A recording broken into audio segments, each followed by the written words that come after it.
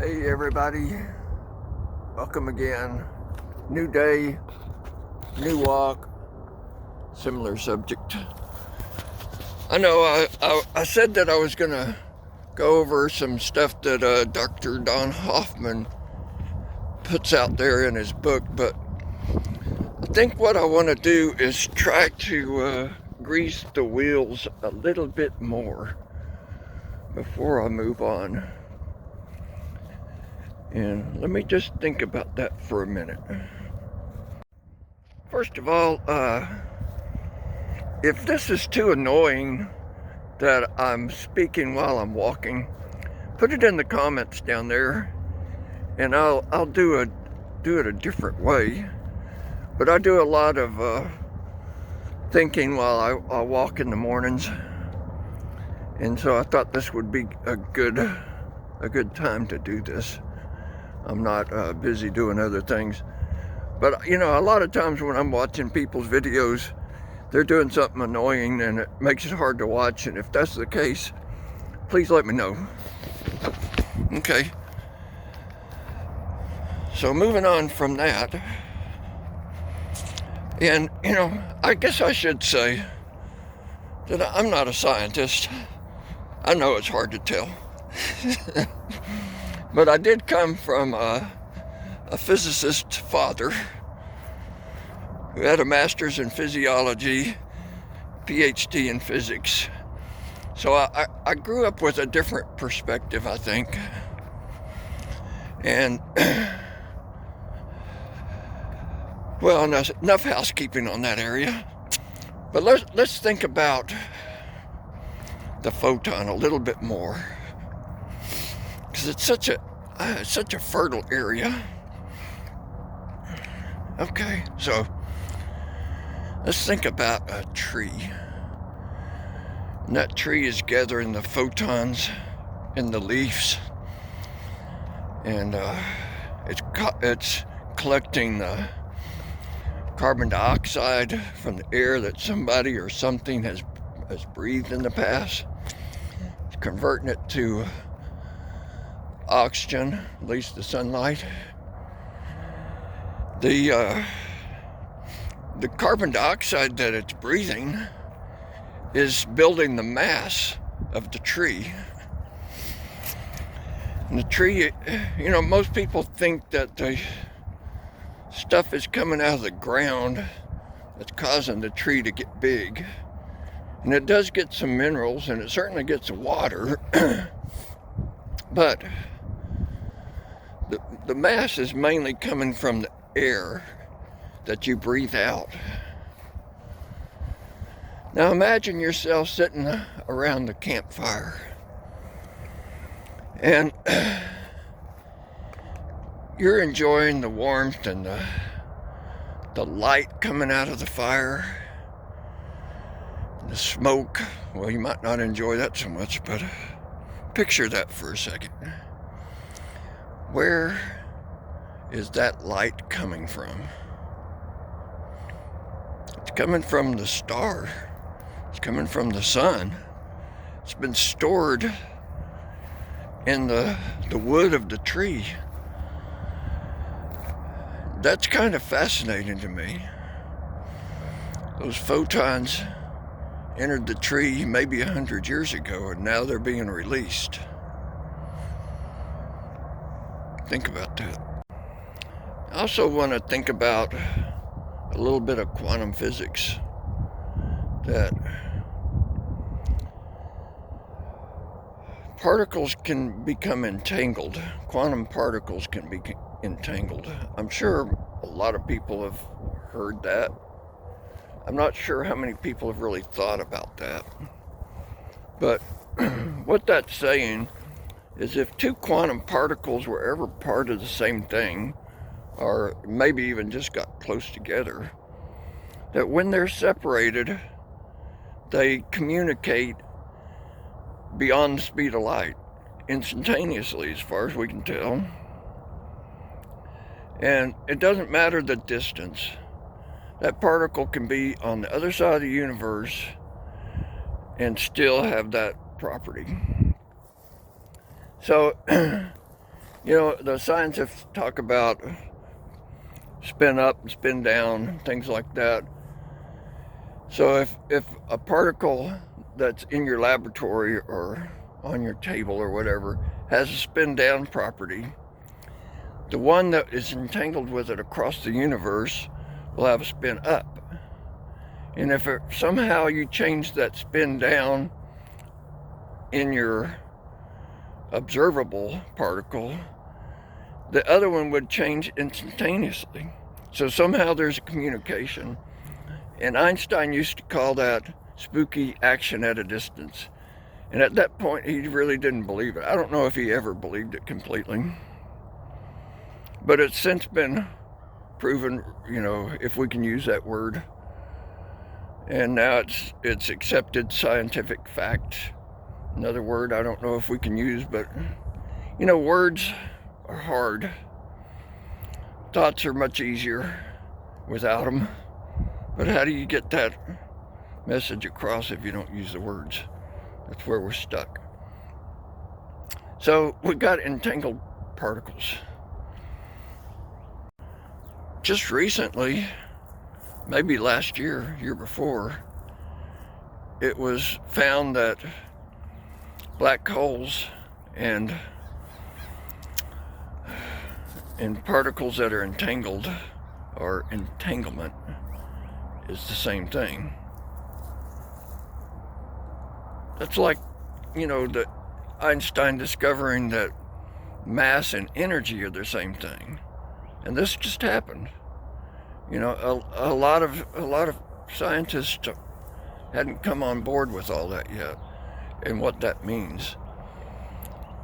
And I don't know that I know that either. But one of the implications that it means to me is that all black holes, or black holes, maybe not all, are entangled with other black holes. And that communication between particles is the same effect as a black hole, the same mechanism. It's kind of mind-blowing. Moving on here. Okay, so we also have something called quantum tunneling. And that's where a particle will just seem to go right through something without ever disturbing it, instantaneously just appear from one place to the other. By the way, that's really, you know, part of the structure of an atom. You see in the textbooks and stuff, you know, these drawings of these little marbles orbiting each other, but the nucleus has electrons orbiting it, and that's a stretch of the imagination to say it's orbiting it. What it's doing is there is a cloud of potential locations all around the nucleus. This electron is appearing and disappearing simultaneously all around this nucleus. And like, well, there's many different orbits that, like on a piece of copper, I think there's like 16 or something like that orbits of electrons. The electrons that are towards the outside, furthest away from the nucleus, have a weaker attraction from the mysterious strong force. And that's why there's we're able to get what they say is the flow of electrons through a wire, which there's a lot of controversy about what's actually happening there, because we don't know. We don't know these things. We think we know these things. I keep trying to emphasize that for a reason. I think it'll become clear as we go along. Okay, so you also have an observer effect. And if you never really looked into the double slit experiment double slit experiment that's been going on for, I'm sure, over 100 years, maybe less, but not much less. And it's been done in probably every college physics class all around the world. And what happens is there is a barrier with two tiny slits, and they're firing electrons through those slits, or particles. Sometimes they've done it with photons, different things. Let's go with the photon. The photon, because I love those things. They shoot them out like little marbles, and they go through one slit or the other. And behind those slits, they have some type of, let's just call it a paper target. Now, if they're paying a lot of attention, those photons will make two slits, will go through the two slits and make lines on the target corresponding to the slits. Oh, okay. Now, if they're not paying close attention, they'll make many, not just two lines, they'll make many lines. And those are called interference patterns. And it's hard to just describe interference pattern other than the way most people do with waves and water. And you get waves, you can imagine waves going through those slits, and they're pretty organized as they go into them, and when they come out they look pretty disorganized, but there's really an organization to it. And those are called interference waves. So what that's meaning is that if you're looking at it one way, it's a particle, and if you look at it another way, it's a wave. So somehow, and this has been, I just hate to say proven, and I hate to say facts, but they've proven to a scientific agreement that if you're watching a certain way those slits, you get a particle, and if you're not paying attention to it, you get a wave. So the conclusion is that the observer causes the particle to either be a wave or a particle. I probably didn't do a very good job explaining that, but it's all over the internet. You can find double slit experiments. A lot of people explain it a lot of different ways, and they do a much better job. But recently, that effect has been proven. They've got really complicated devices that look at that slit in front and behind, and they do these lasers that bounce it around and around and stuff. And anyway, to keep from having to try to explain that, which I do a really bad job of, the bottom line is that you affect quantum particles with your observation. That's mind-blowing. That is freaking mind-blowing. Can you imagine that? Can you imagine that just by looking at something, you're changing the properties?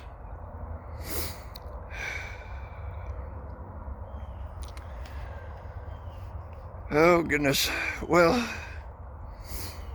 I'm trying not to get too far off subject. So I think what I'm going to do is pause there for a minute and gather my thoughts. I want want to give enough background and what is accepted in science right now and how weird it is. For a reason. I want to get that across. It's not as easy as you might think. You know, back in the day of Einstein, his theories, of course, they weren't accepted right away. It took, probably 10 years or so before they were accepted at all. And we're still looking at those things and the implications of his math, just like, I was talking about the black holes and how they're, tied together, and anyway, he said that the space-time is one thing, and it's flexible, and it's malleable, and it bends, and that's the gravity effect we feel. It's bent time and space. It's one thing, space-time, not separate. Weird. Especially 100 years ago, 120 years ago, whenever that was. Certainly not easy to swallow. Just like pasture, we all know that our milk is pasteurized. And there's a guy, probably most of you know about it. He heard about stories in the scientific community that were being ridiculed and people's careers ruined, and anybody believed that there were these tiny little monsters that you couldn't see, but they made you sick. And if you went from teaching class on a cadaver and delivered a baby without washing your hands, the baby and the mother were likely to get a fatal infection. And that was hard. That was hard at the time for people to believe that could possibly be true. There were microscopes, but they were more like gadgets then. They weren't so much scientific instruments. And Pasteur had the forethought of studying that and observing that people out on the farm that had their babies either delivered by themselves or was perhaps a midwife, Freudian slip there, imagine. They did much, much better. Seldom had those type of infections.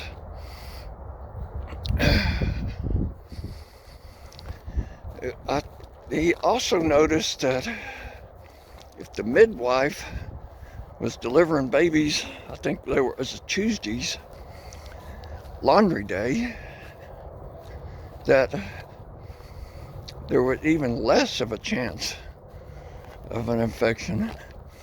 And he put it together that if you washed your hands, you might get those little monsters off of you. And it was very, very difficult to convince his colleagues. For a long time, he was ridiculed. He invented vaccines. That was something that was hard for people to accept. The point of that is, the stuff that we reject right now, not all of it, of course, but some of the stuff that we think is ludicrous is not. That's my point there. Where did that come from? Where did the notion that scientists should be ridiculed and really shoved out of their business if they didn't think the same way their colleagues did? And it seems to go back to the time when Galileo was around, and he was trying to convince, and others, many others, the people that the things we saw and observed were not quite the way we observed them. In other words, we're not the center of the universe. That the earth is revolving around the sun and not the other way around. And the church apparently was threatened by that, and they burnt scientists at the stake. Galileo was a smart man, and somehow he was able to convince the church to just give him house arrest for the rest of his life. You know, for making discoveries. That has stuck in the psyche of scientists. I'm sure they're not aware of it. It's just been passed down like instinct. Do not touch woo-woo. They'll burn you at the stake. It still happens. It still happens. If a scientist goes outside the lines, he can become ridiculed, discredited, burned at the stake, so to speak. They won't kill him, but they'll kill his income, and they'll kill his reputation, and they'll put him out of science. That's horrible, and we do it. We do it to this day. And speaking of instinct, isn't that an interesting thing? What the heck is that? Where does that memory come from? Especially when you look at a monarch butterfly that's born, hatched, whatever you want to call it, conceived down in Mexico, makes this journey up to North America. It can't make it in one lifetime. So somewhere along the way, there's a reproductive act, a new caterpillar, which is, man, that is a freaky thing. This caterpillar spins a cocoon, and its immune system attacks itself until the caterpillar's no more and a butterfly emerges. Freaky. But that new butterfly continues the migration, ends back not only in Mexico, ends back at the very tree where its parents started from. Is that not freaky? Some freaky stuff. This seems to be just a shotgun effect going every different direction. It may be, but there's a reason. There's a reason. I want to open your mind to possibly accept some of the things that are going on in this world that we just don't even consider for a second. Not even a millisecond. That is just impossible bull. And throw it out. Okay, so I know I was going to talk about Don Hoffman, but I realized that was premature. And I want to grease the wheels a little more. I want people to think. I want people to open their mind to other possibilities in this world. Because when you do that, it is unlimited. There's just unlimited amount of coolness out there. Okay, I'll talk again tomorrow, unless I get some posts saying, can't stand the way that you're talking while you're walking. And then I'll do something different. Okay, till then, thanks for tuning in, guys. Please give me some comments. Let me know what you're thinking about what I'm saying. Help me out immensely. Thanks.